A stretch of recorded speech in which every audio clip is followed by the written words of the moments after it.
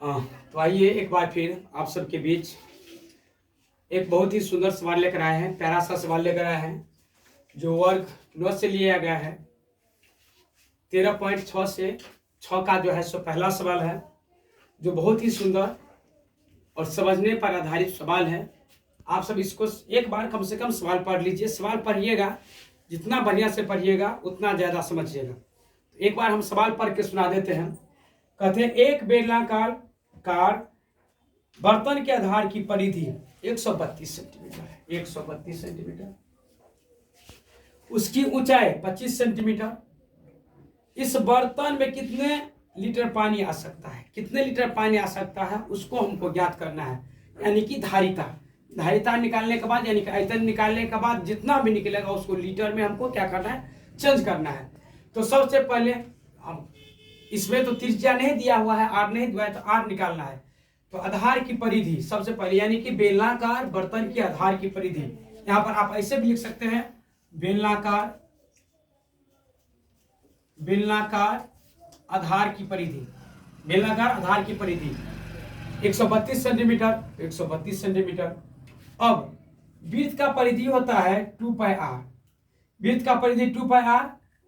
इसका मान कितना है? 132 सेंटीमीटर। तो 132 सेंटीमीटर हम इसको रख दिए।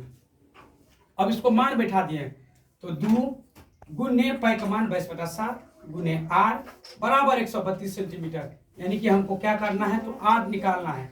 इसीलिए आर बराबर 132/2 गुने 22। तेसर अंक जो है ऊपर चला जाता है, यानी कि 7 जो है ऊपर चला गया, तो ये यहाँ हो गया। तो 2 से उसको काटे तो 2 छक्के 12, यानी है 13, तो 2 छक्के 12, एक पे 2 तो हो गया 12, फिर 2 छक्के 12, फिर 22 तिया 66। इसको हम दोनों को गुना कर दिया, 7 तिया 21 सेंटीमीटर। आर का मान हो गया 21 सेंटीमीटर, यानी कि आर निकल गया 21 सेंटीमीटर। और सवाल में आपको दिया हुआ है 25 सेंटीमीटर ऊंचाई निकल गया 25 सेंटीमीटर। अब आइए सवाल में क्या करा है, उसका आयतन, यानी कि उसका धारिता, यानी कि आयतन।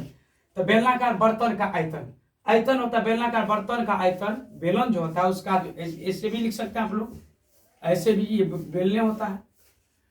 बेलन का आयतन पाई आर स्क्वायर एच। बेलन का आयतन पाई आर स्क्वायर एच, यानी कि बेलन बर्तन का आयतन या बेलन का आयतन पाई आर स्क्वायर एच।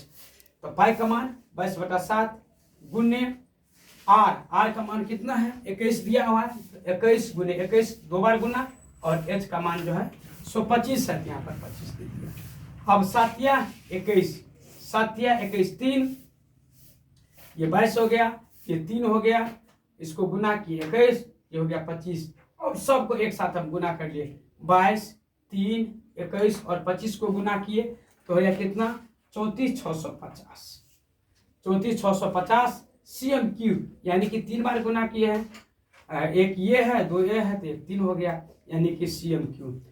अब हम उसी को कहता है, क्या कहता है कि कितना लीटर पानी का आवश्यकता होता है, यानी कितना पानी आ सकता है। तो देखिए कितना, 1000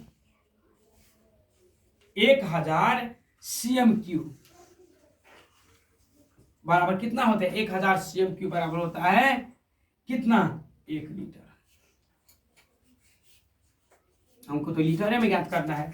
1000 सीएम क्यूब बराबर होता है 1 लीटर। 1000 सीएम क्यूब बराबर 1 लीटर, यानी कि 34,650 सीएम क्यूब जो निकला है, इसको हम क्या किए, 1000 से भागे दे दिए हैं।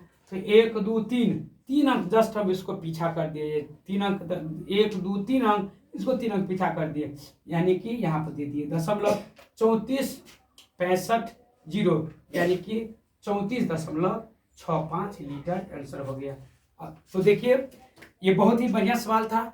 अगर आप इसको एक बार और समझना चाहते हैं, देखना चाहते हैं, एक बार आप देख लीजिएगा और बहुत बढ़िया से सवाल पढ़ लीजिएगा।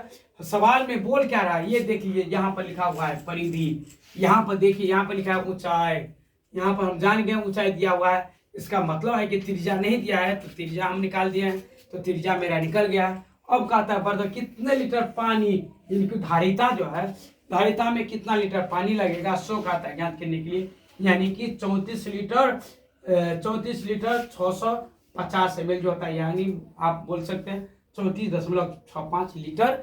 इसका हो गया आंसर, राइट आंसर हो गया। आप मिला भी सकते हैं, जो वर्ग 9 से लिया गया है 13.6 का पहला सवाल। बहुत ही सुंदर। जय हिंद।